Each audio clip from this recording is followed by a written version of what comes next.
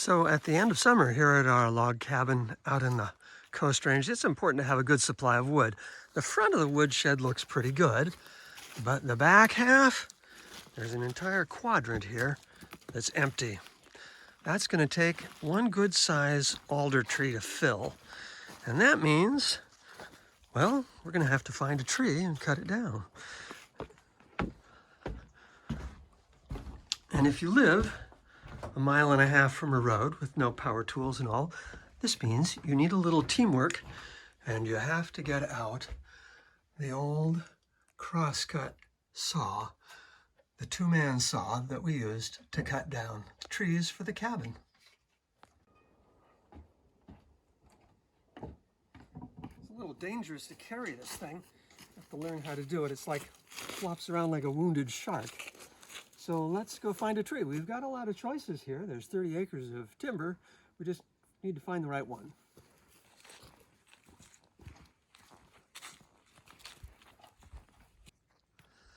The alders on this trail really deserve to be firewood, but it's too dangerous. They're all hung up weird and crisscrossed and jackstrawed.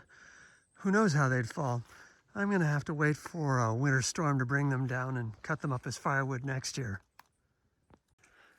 So we've settled on this tree here, and it's partly because it's crowding those hemlock trees and totally won't be missed. I also like that it's got this other tree that's next to it. That'll stop it from flopping around and doing something weird as it falls, we hope. So what you first do, of course, hi Janelle, thank you for helping, is to cut out an undercut. And you do that on the downside, on the side that's exactly aimed toward where you want the tree to fall. So the trick is to get it started.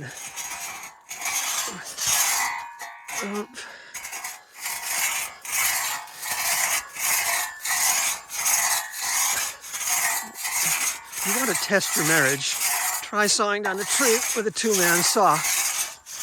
The trick, Janelle tells me, is to pull and not push. Now, cut out the notch. And we've made room for a hinge so that the tree can tip that direction. All right, it's time to start the other side.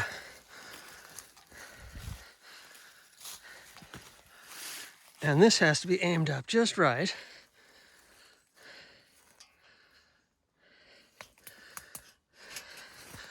Okay. A little lower? Yeah. A little lower. All right.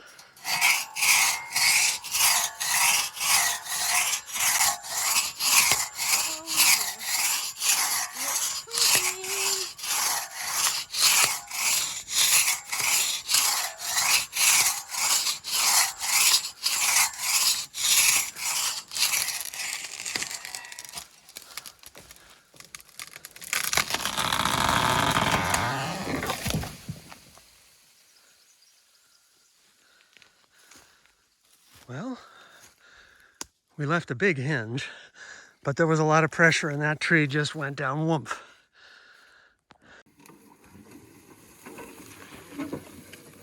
And we pushed cartloads of rounds up to the cabin.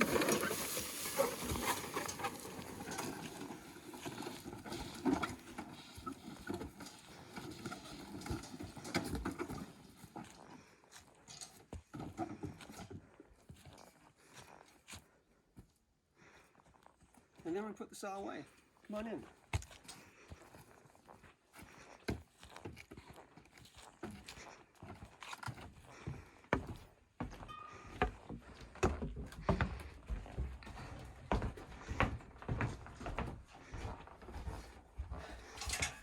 My grandfather was a millwright in Portland 100 years ago when that was a timber town. And when he died, my family sent me up in the attic to look for the treasure that he might have left there. And all we found was a saw just like this.